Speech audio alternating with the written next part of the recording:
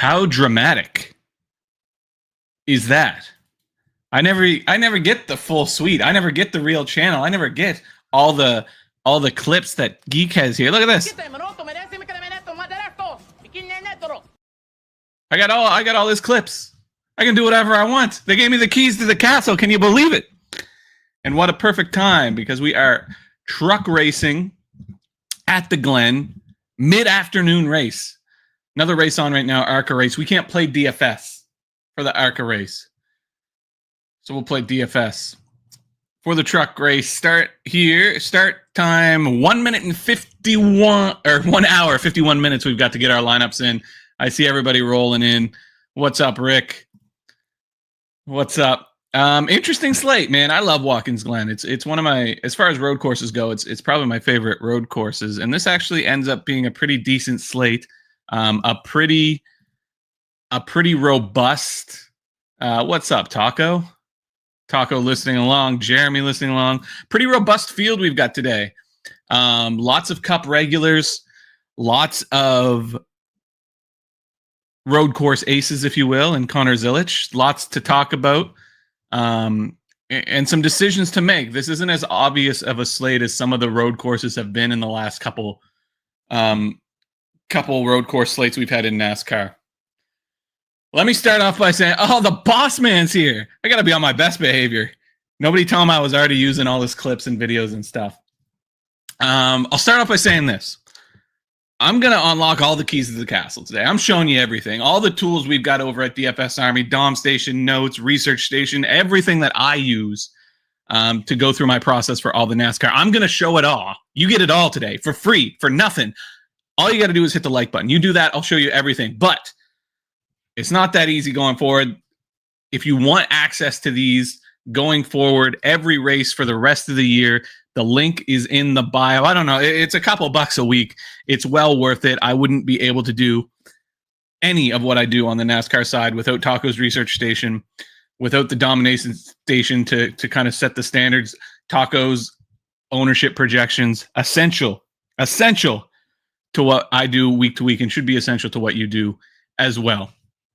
I want to start by checking out the betting odds because they just came out and they're interesting to me. Obviously, Connor Zilic was a pretty significant favorite coming into the weekend. I think he was priced at like plus 105. Corey Heim was closer to plus 300. They're now even, plus 2, or I guess plus 110 each. Obviously, a reflection of Corey Heim sitting on the pole, Connor Zilic not having a super impressive qualifying effort. We'll get into all that.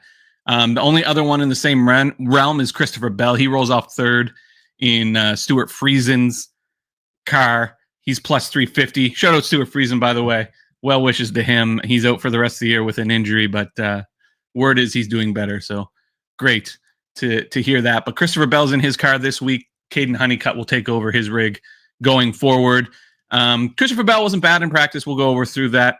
And then it's kind of a big jump to the rest. Kyle Busch, Ross Chastain, plus 1,600, and then Christopher Buescher all the way down at plus 3,300, which is the only thing that jumps out to me. You know, Chris Buescher is so good at Watkins Glen, so good at road courses in general, pretty unimpressive in practice and qualifying.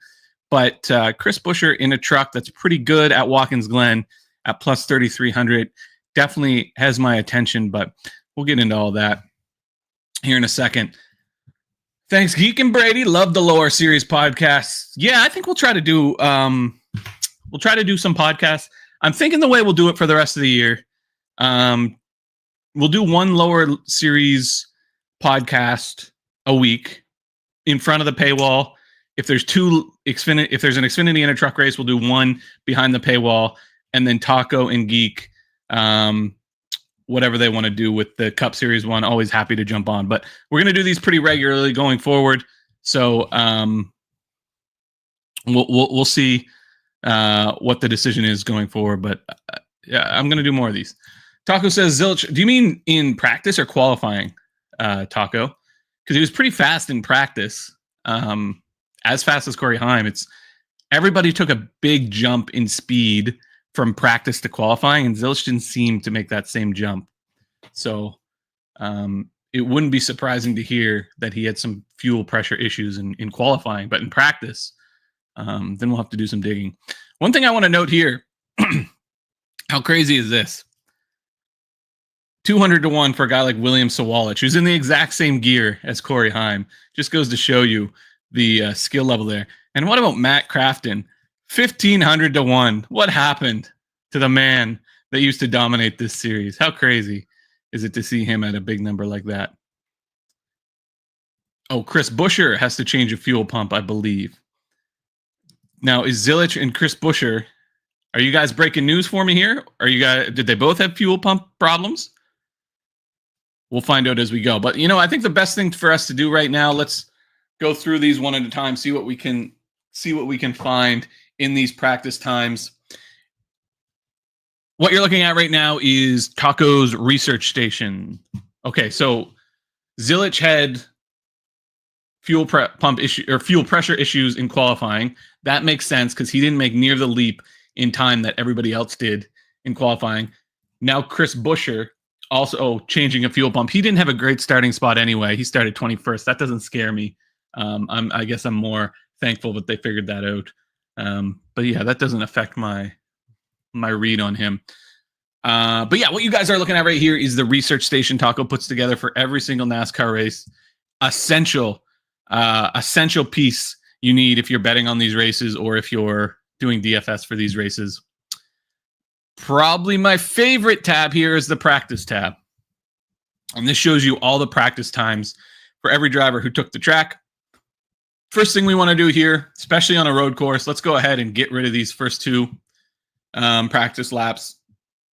First lap is not reliable at all. They're feeling out the track. Second lap, they're coming up to speed, but still trying to feel it out. We can start to look at third lap and beyond, but for me, I like to even take out like the first 5 or 6 laps at a track like this.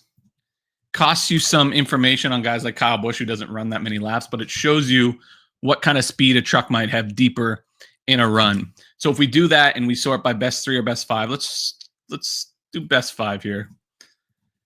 Corey Heim, pretty significant advantage towards the end of practice, about 0.2 over Christopher Bell, Connor Mozak, and the big concern with Connor Zilich is the fall off, which is not a representation of his ability, obviously. I think that's more speaking to the capabilities of that Nice Motorsports truck, which is certainly a step behind, the Tricon trucks and maybe even the front row trucks. It's probably a B+ type of truck where there's certainly A trucks in here. It's definitely something to keep an eye on. If you take away that kind of outlier lap, you've still got a big drop off between Heim and Connor Zilich, or excuse me, Heim in the second group, kind of Mozak, Bell, Zilich. Mozak definitely does jump out here as having some speed, and he always does. He just struggles so much to finish these races. So let's go through these one at a time. Now that we've got our practice times set, the research station will automatically update our practice times. So now we've got here.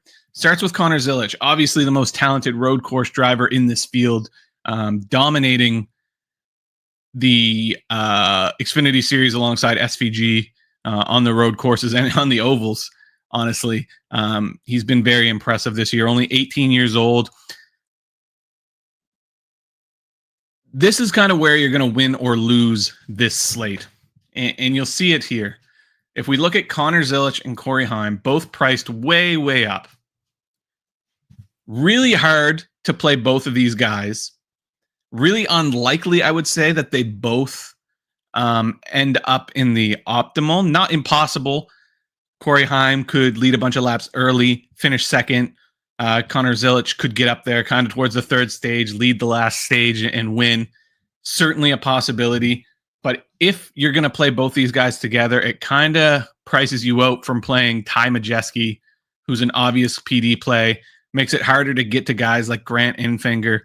I think the more common tactic will be to make a stand on one of these guys, Connor Zilich or Corey Heim, and then pair him with Ty Majeski. That gives you a little more flexibility to build your lineups. If you play both of them, you're really tying yourself to one race script, which is these guys finish 1-2 and both grab some dominator points, or Corey Heim dominates and Zilich finishes second with a bunch of fast laps, something like that.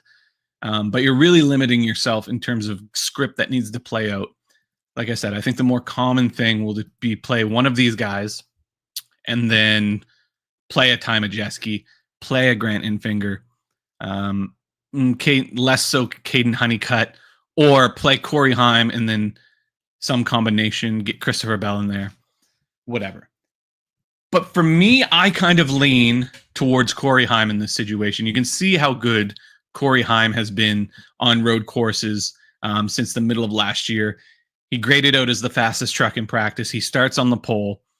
All green flags across the board in terms of his performance so far this weekend. Obviously, the concern here is how quickly can Connor Zilic catch up, and if he does catch up, does he have enough truck to get by Heim and steal a lot of those dominator points that he'll need to hit the optimal? I think Zilic will be the more popular play here. I think you'll get a bit of an ownership bargain on Corey Heim. Taco has them pretty close, 42 and 38. I wouldn't be surprised if Zilic was a little higher than that in some of the high dollar contests. I wouldn't be surprised to see Zilic trend towards 50%. I think Corey Heim will probably be closer to 30% in some of those bigger or larger contests. But really, it's that close. It's 42 to 38. Obviously, Zilic probably has the advantage on talent. Heim has the advantage on truck and starting spot. And then the other wrinkle to all this is how the strategy plays out. You know, do guys start flipping stages? Do guys give up the lead to regain it at the end of the pit cycle and give up some dominator points? It's really the question of this slate. But for me, I lean Heim just based on his starting spot. If he doesn't get wrecked, if he doesn't have a major malfunction in the car or in the truck, I think he'll finish in the top 2 or 3 regardless. I think he'll dominate a lot, especially early. If Zilic gets there towards the end, he might steal some dominator points, but I still think Heim has a slightly better chance of hitting the optimal. So I find myself very heavy on Heim, a little overweight and a little underweight on Connor Zilic. But I completely understand if you want to flip-flop that.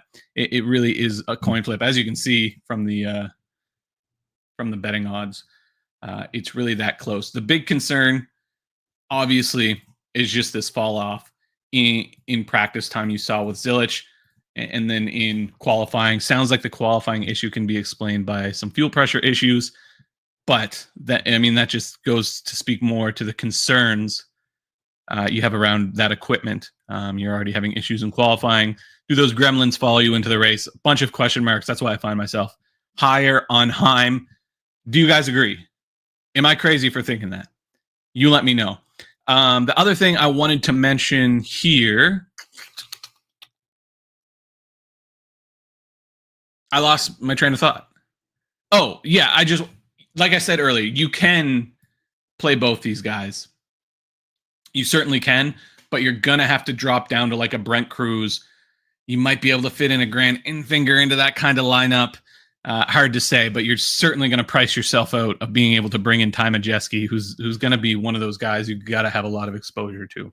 So going through the field here, Kyle Busch, hard to know. I mean, his practice times was about a second off, but you can't really put much stock into that. Kyle Busch isn't going out there trying to practice for speed. He's practicing, trying to get the feel of his truck right. Obviously very talented on road courses, top 3 finishes his last 3 starts on road courses in this series. Pretty regularly a top 10, if not top 5 guy on road courses in the Cup Series. I suspect we'll see him in the top 5 pretty early in this race. Does he have enough pace to get by the Ziliches, the Heims, the Bells? Not sure. But if you wanted to pivot off Heim and Zilic, these are the guys you're going to do it for. I find myself a little underweight on Kyle Busch just situationally because I'm playing a lot of Heim. I'm playing a lot of Majeski. Kind of hard to get to Kyle Busch. But I think you'll definitely get him at a bit of a bargain. 20% would be the most I expect to see him played in just about any contest. I wouldn't be surprised to see him closer to 15% in some contests just because guys are fighting to get Zilic and Heim in their lineups. But yeah, I think you can play Kyle Busch. I think you can build around Kyle Busch just based on experience and track history. Watkins Glen, his best road course, I would say, historically. Won at Sonoma last year. A lot of upside for Kyle Busch. Just kind of grades out as the third or fourth best play. Christopher Bell starting second, and again, kind of the same boat as Kyle Busch. Maybe he gets the jump on the restart. Hard to do at a place like Watkins Glen. He'll be going into turn run 1 on the outside, needs to get a big run. Like I said, really hard to do. Probably down a little bit on equipment as well compared to Corey Heim in that Stuart Friesen truck. Maybe getting a little extra help from Toyota where Bell's in it. Hard to say. Probably not. But good enough pace in practice. I think he'll stay in the top 3 all day. Probably won't kill your lineup. But we'll probably need to find a little bit of pace to steal some Dominator points. Definitely get some exposure to Bell because I think there is a chance, one thing or the other happens on the start of this race. He gets the lead, gets some Dominator points, and stays in the top 2 or 3 and makes a run at the optimal. If you're playing in the mini-max or whatever, definitely get some exposure. But I don't find myself building a lot of lineups around Bell just based on pricing and stuff. Chris Buescher's the one that's interesting. Obviously had some fuel pump problems in practice. He'll start at the back, and his official starting position will be 21st. I like Chris Buescher here if you can find ways to fit him in. I think you can if you get creative with some of the lower price guys. Play him with Zilich, play him with Heim. I think the upside's huge here. Obviously has won, beat SVG here in the Cup Series a couple years ago, or last year. Practice times were okay, but I think that's more a reflection of him getting used to the truck, not a common series for Chris Buescher. But I think you'll see him push into the top 10 pretty easy, maybe even fight for a top 5. And who knows? These races can get really crazy at the end. Restarts, people start wrecking each other. You could find Chris Buescher towards the front. I find myself a little overweight on Buescher. Taco has him here 20 to 22%. I'm up to close to 30 in some runs. Even with the starting in the back, that doesn't deter me at all. There's a lot of very slow drivers at the back. He'll cut through that pretty quick. Which brings us to Ross Chastain, teammate in this race and probably next year in the Cup Series of Connor Zilich. Just 7s across the board for Ross Chastain. 6 and 3 and 5 lap average. Starts 7th, projected to finish 6th. And then you look at his recent road course finishes, 5, 5, and 4. That's about where he should run, I think, 5 to 6th.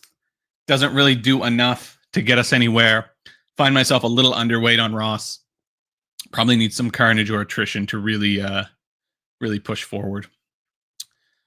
Lane Riggs, another one. Lane Riggs runs so much better on road courses than he finishes. Obviously, Lime Rock ran second for most of that race before wrecking in the last corner or on the last lap. Was okay at Coda as well and found trouble there. Again, just kind of grades out similar to Ross Chastain, similar kind of speed. Just not a lot of upside for a guy like Lane Riggs. Should stay in the top 10, but would be surprised to see him dominate at all. We already talked about Ty Majeski quite a bit. Didn't make a qualifying run. Had some setup changes to make or something. Nothing of super concern, but very consistent on road courses. Not a road course guy. Obviously a very talented short tracker, but able to make really good pace at road courses. Keeps his nose clean. He doesn't need to do a whole lot. He needs to have a pretty average run to hit the optimal here and hit value. So even at 47%, I find myself going overweight on Ty Majeski. Not a guy that can hurt you without, obviously wrecking or having continued gremlins within the truck. But like I said earlier, I think you're going to see a lot of lineups be based around Corey and Ty or Connor and Ty as their kind of core plays. Chandler Smith starts 8th. Had decent pace in practice, around 10th, 8th to 10th kind of pace. You look at his road course results over the course of the last couple of runs, just top 5, top 7. Again, fine play, just not a ton of upside, and tough to fit in your lineups at that price. Parker Kligerman priced a little higher than I would hope for him. He starts 18th. Very, very talented road course racer. The equipment holds him back just a little. This Henderson truck is probably a B type of truck, but Parker's able to make a lot of pace in it. Practice, again, kind of similar to Kyle Busch. I don't look too much into practice times for Parker. He's practicing for feel a lot more than speed, I find. So I see him running in the top 10 here. Probably not competing for much higher than that without some carnage or attrition, but find myself overweight in most runs on Parker Kligerman. Think there's some upside here, and there is ways to fit like Heim, Majeski, and Kligerman together if you drop down and get some of these lower price guys. Hemrick's a real similar play. Ran pretty well at Lime Rock earlier this year. Not a road course guy by any means, but certainly has the ability to keep his nose clean and run okay here. Again, I prefer Kligerman in this spot, but they're very, very similar plays. As you can see, Taco has what? Kligerman projected to score one more point than Hemrick. I agree with that for the most part. I think it's really close, but prefer Kligerman in that spot. Ankrum starts a little too high for my liking, though he has been able to run top 10 at most road courses over the course of the last year or so. Okay pace in practice. That's probably a little ambitious to expect him to run kind of 5th to 7th. I wouldn't be surprised to see him run in the top 10, though. Just a lot of work to do to hit value. Find myself underweight on him. Ben Rhodes is an oh, look, there's Taco. Does he want in? Hold on now. There he is. Oh, he let himself in. What's up, Taco? What up? We were just talking Ben Rhodes consistently running terribly on road courses, but getting good finishes, almost like the anti-Connor Mozak or the anti-Lane Riggs. But not qualifying shittily like he usually does. So that's a little frustrating. Yeah. He need to be better than that. Yeah, starting 9th. Think you can make a case to playing him. Starting 9th, finishes kind of 5 to 6, but not a guy that jumps off the page by any means. Yeah, I mean, this week I think the whole thing is finishing 5th through 6th is more like finishing 7th or 8th here because there's so many cup guys here. Yeah, just sorry. I'm gonna put my headphones on. Can they hear me? I'm gonna put my headphones on. I'm coming back. I gotta put my headphones on, or you'll be echoing. All right, here we go. This is kind of a loaded field. So, is Ben Rhodes the type of guy that can go out and beat a couple? Can he beat Kyle Busch and Chris Buescher and Ross Chastain to hit value here? Probably not. Yeah, and even without like most of the cup guys, only 37% of the laps actually ran the top 10. He's kind of a finishing merchant, which is generally good. But yeah, man, a field like this, you can't be banking on that. So that takes us to Sammy Smith, who is almost kind of unplayable, I would say, in this spot, starting 3rd. Yeah. Great qualifying effort, but just not a ton of upside. Probably not in a position to run with Heim or Zilich or Kyle Busch or any of those guys. Maybe put him in one lineup for fun, but that's it. Brent Cruz is an interesting one for me. I put in my notes, which you can access if you sign up to DFS Army VIP with link in the bio. I think talent-wise, Brent Cruz isn't that far off Connor Zilich. He's just a couple on road courses. He's just a couple years behind. But starting 19th here in the same equipment that Corey Heim has, I don't mind getting some exposure to a guy like Brent Cruz, especially when he's nestled so perfectly right beside Grant Infinger, who's going to be a very popular play. So I've been doing a bunch of the snake drafts. Now I have like way too much Cruz at this point. They did break an axle during practice, but they fixed it. You're not even supposed to be able to bet on this guy technically. I think it's the thing where he's like a minor. Yeah, he's 17. Supposed to gamble on this guy, but hey, here we are. I had to go offshore to find his odds, but looks great in this spot. I have a ton of them. Yeah, my initial concern was this 70 truck. We didn't really know what to expect from it, but it appears like this is just a Tricon truck based on his practice times and his qualifying effort. What was it listed as on I forget what it was listed as. But anyway, for all intents and purposes, we can consider this Brent Cruz team to be Tricon or a Toyota affiliate. He should have plenty of pace. Sounds like he did have some trouble in practice, but he'll have lots of help from Toyota to get that rectified. Oh, yeah, for sure. Which brings us to Grant Infinger, the 11th, 12th place merchant. Didn't make a qualifying run.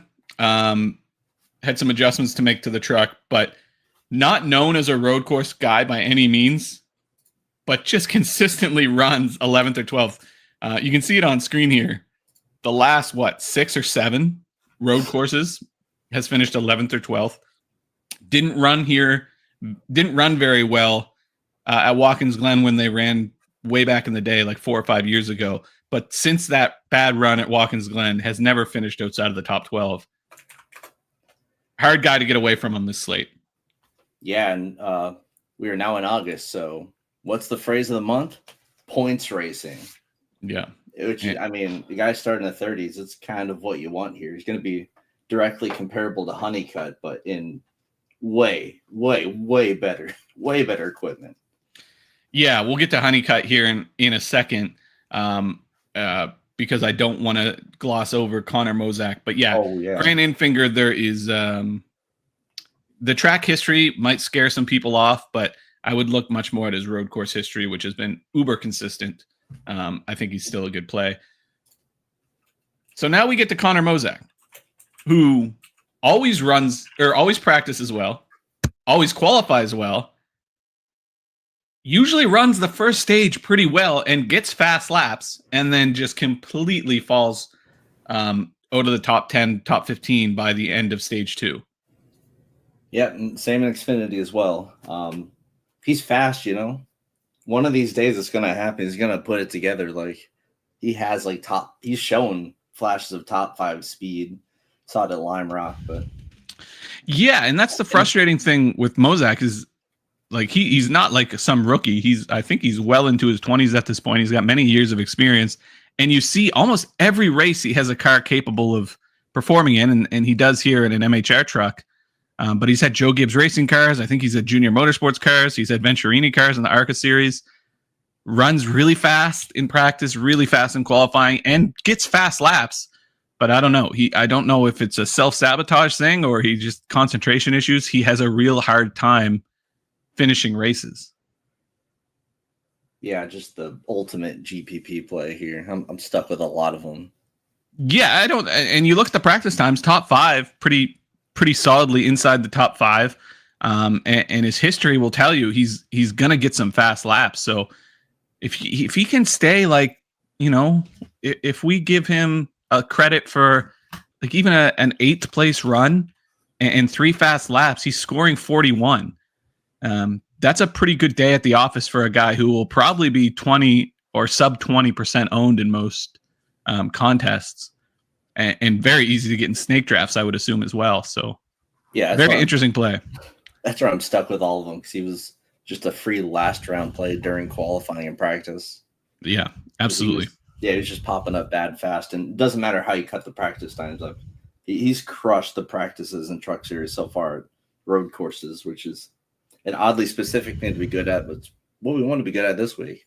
Yeah, and maybe that's it. Maybe he's just not he's a great time trial guy and not a great racer, but things can get spread out at Watkins Glen, and you can grind your way to a top 7.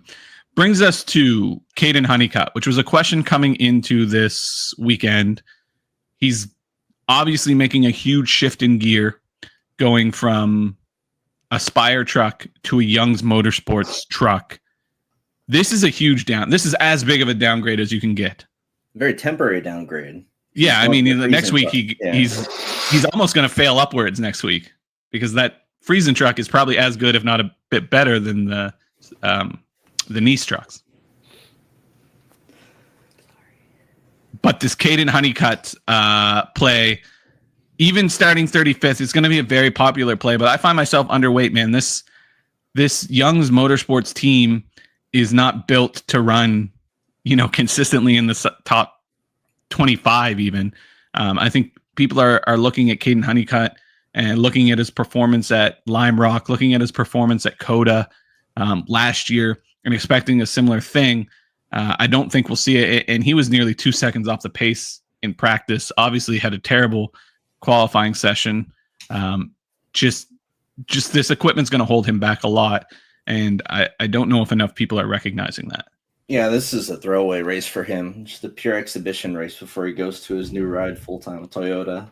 Yeah, and I mean, what a change, because what's next week is Milwaukee. I mean, Milwaukee is Richmond is next week. So he'll be great at Richmond in the best gear he's probably ever had. So I think Caden Honeycutt's mind is all on Richmond at this point. He'll go out there, log laps, doesn't want to tear up a truck either. So he'll probably be fairly cautious all day. Just not a ton here, I don't think. Yeah, just a bit of a bait play, and it's definitely giving people value in the snakes getting picked like third round sometimes. It's kind of dumb. What is his point situation? Trucks. Playoff picture. So he is 73 points to the good with 2 races left. Yeah, so you're right. This is 100% a throwaway. He's almost locked in by points at this point, especially if Stuart Friesen doesn't request a waiver. Yeah, and there's not much of a points race going on here compared to like the Cup Series or Xfinity Series. So yeah, I don't anticipate Jake Garcia to make a real big run. Ben Rhodes being out of it though is very sad.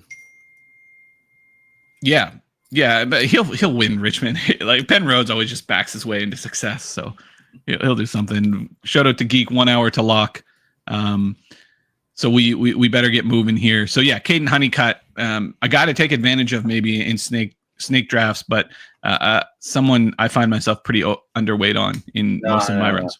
He's the bait in snake drafts. He's getting just taken too early. So that's why I think his ownership will be there for sure. Yeah, that's why I mean, like you can probably pick up a decent driver in the 3rd or 4th round because somebody reaches for Caden. Rajah Caruth, just fine.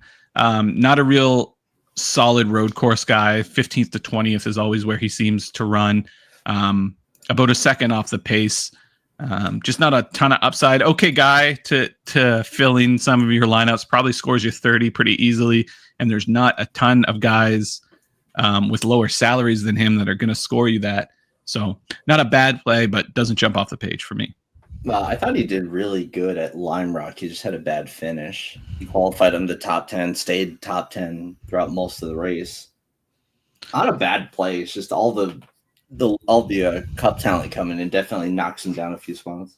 Yeah, I think you look at a guy like Rajah Caruth, his average lap time's over a second off, but you also have to consider that Zilich and Heim are putting in outlier type laps. So a second off isn't as much as it seems in this situation, but still, I just don't know without a little bit of attrition or some strategy where he finds, 7 or 8 spots to be valuable here.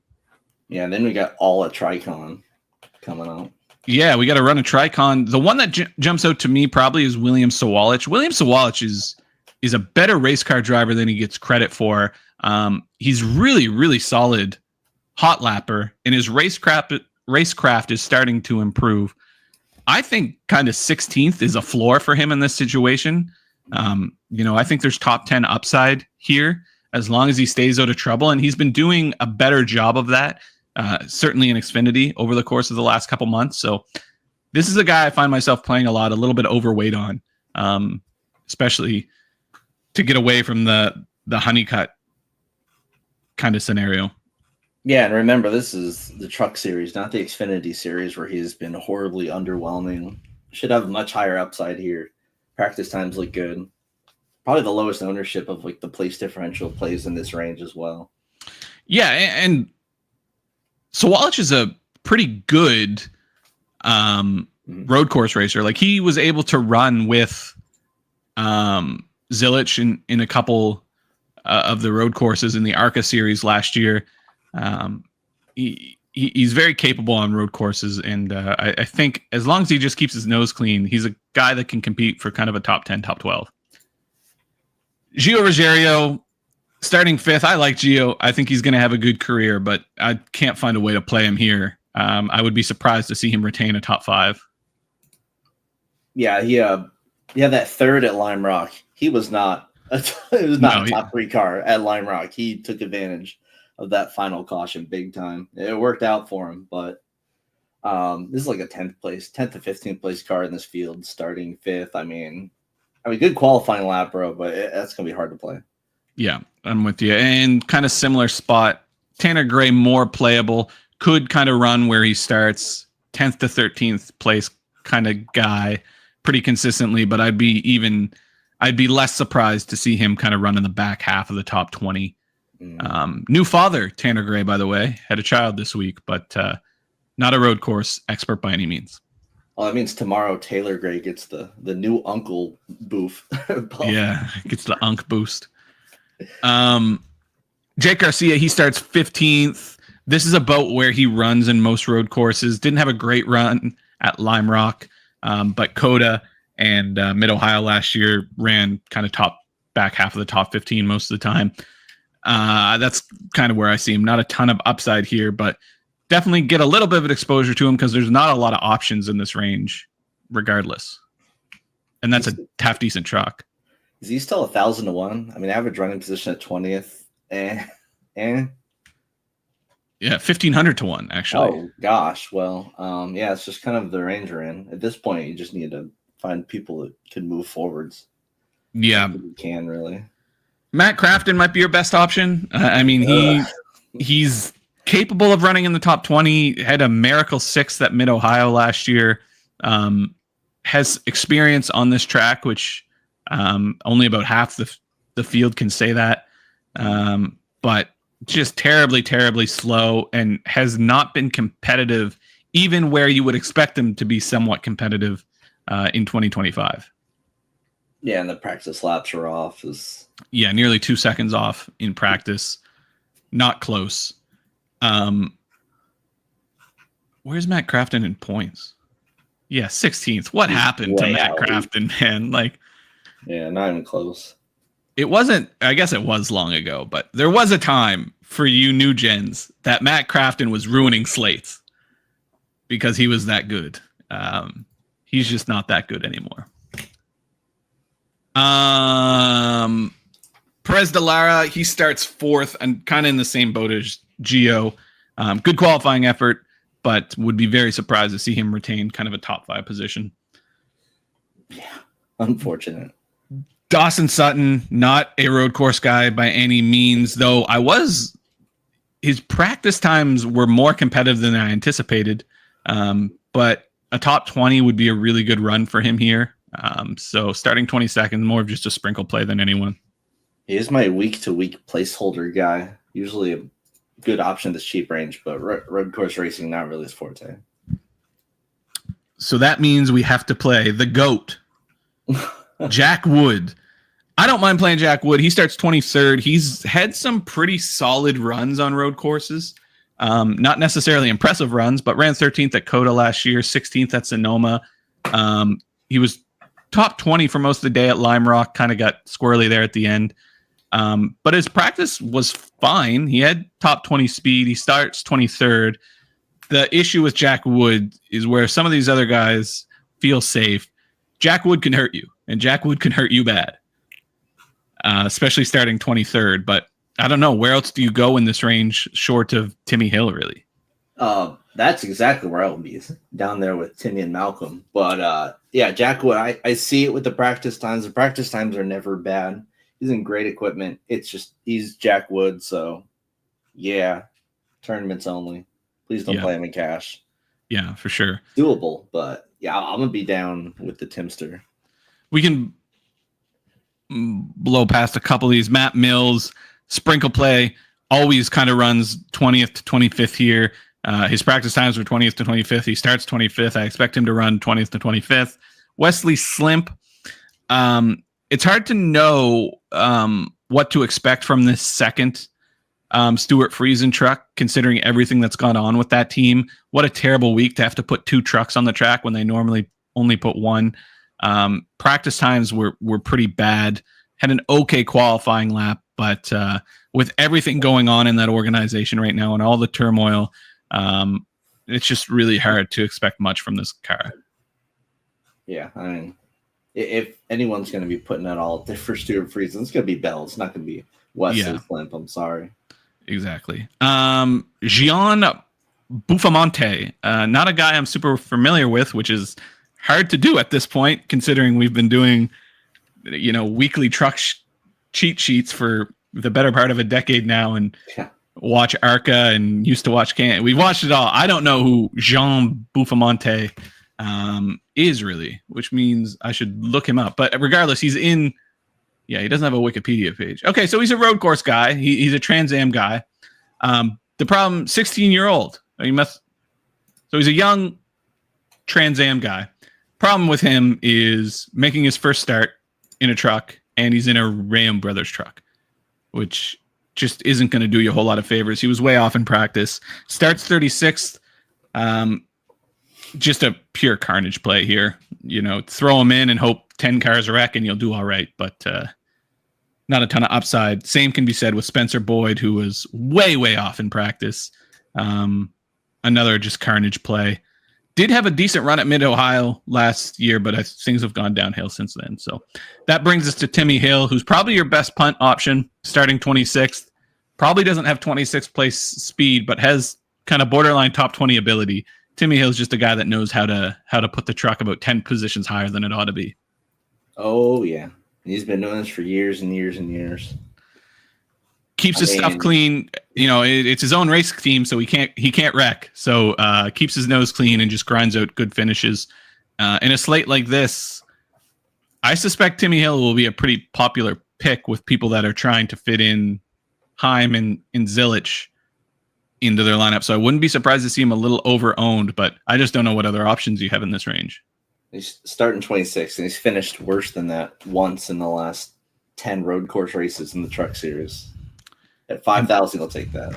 Yeah, I'm with you. Tony Breidinger, practice times actually weren't as bad as you might expect, but not a road course ringer by any means. Ran kind of around here at Lime Rock. Just again, not a ton of upside. And then William Lambros, more competitive lap times, but qualified a little better than his teammate. Not a ton of upside there. Punt play, and then Frankie Muniz, very, very slow, but is okay at grinding out half decent finishes. So if you want to go super punt, Frankie Muniz is a fine option. Derek White in a Carl Long truck.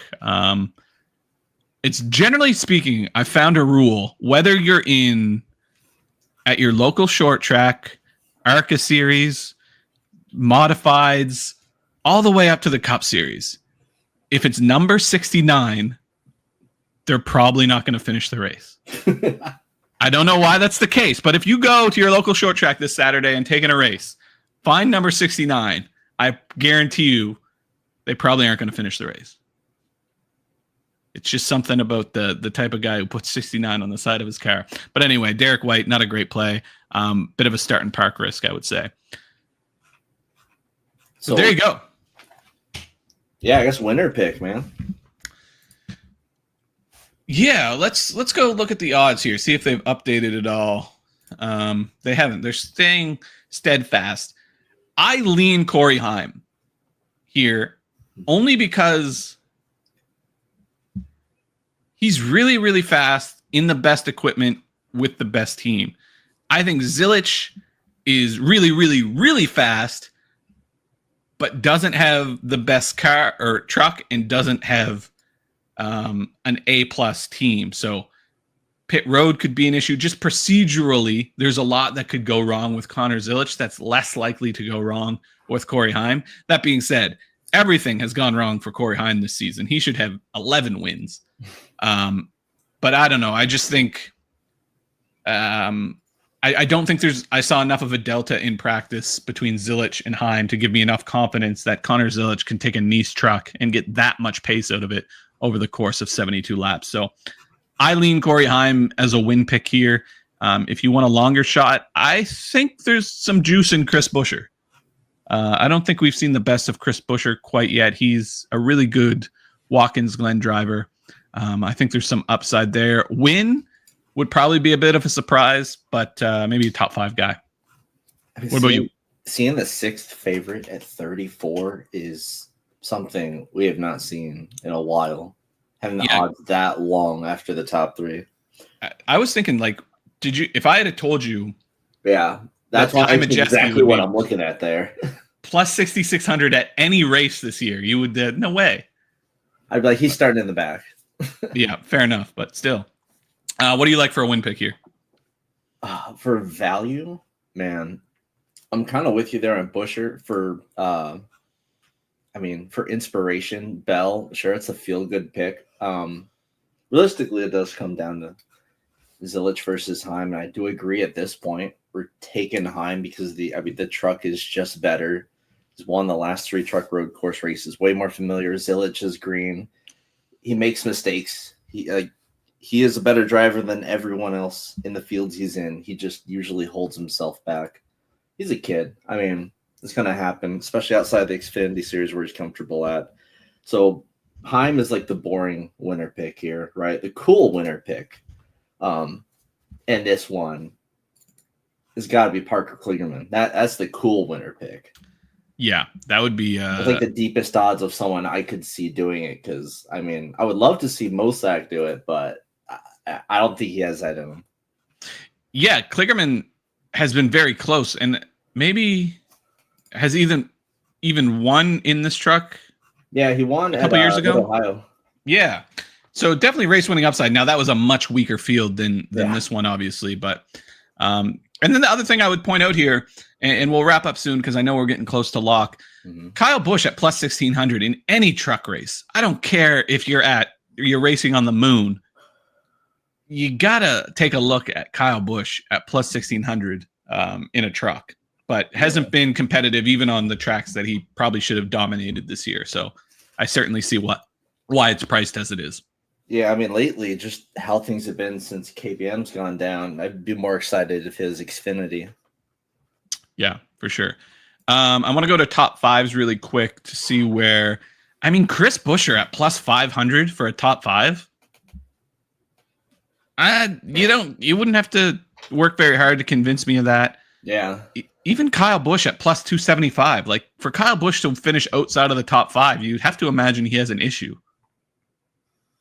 Yeah, it's just you figure Heim and Zilich are going to be there. Got to reserve Majeski. Hopefully gets back up there, does this thing, right? Yeah. Chastain could do it. Bell, Busch. There's just the influx of drivers at the very top here. Just with all these Cup guys, you got to kind of adjust your expectations for a lot of these Truck Series regulars, especially when you think that like Lime Rock, like they faced no one there. Yeah, that was just one-way traffic, and Lime Rock is such a small. Narrow track. They couldn't pass anyway. What do the groups look like? Oh, this is for the Xfinity race. Do we have groups for? Yes. Kyle Busch, Bell, Buescher, Chastain. Bell a big favorite in that group A. I kind of expect Bell to stay in the top 3 for most of the day. So nothing there. And then group C, Hemrick, Rhodes, Kligerman, a big favorite, and Ankrum. You could talk me into playing Rhodes there, just because they usually employ some weird strategy that gets them a 6th place finish with no chance to win. So that would be an interesting one to me. Yeah, I kind of like that one in the first group. I guess maybe Kyle Busch, but I mean, the Cup Smurfs. Who knows? You couldn't pay me to bet a group like that. Yeah. So there it is, man. In under an hour, as we like to do on the main big channel. Mm-hmm. A free truck breakdown. We'll try to do another one for the Xfinity race tomorrow, depending on how that race is timed out. And then back on Sunday for sure as well for the Cup race, which will feature SVG going for his 3rd straight road course win? 4th straight road course win? Regardless. If you want to get involved with any of this stuff, like I said, we used a lot of the research station. There's also cheat sheets available for every single NASCAR race in the top 3 series that me or Taco do. There's the Domination Station, helps you build your lineups if you're playing that mini max or whatever.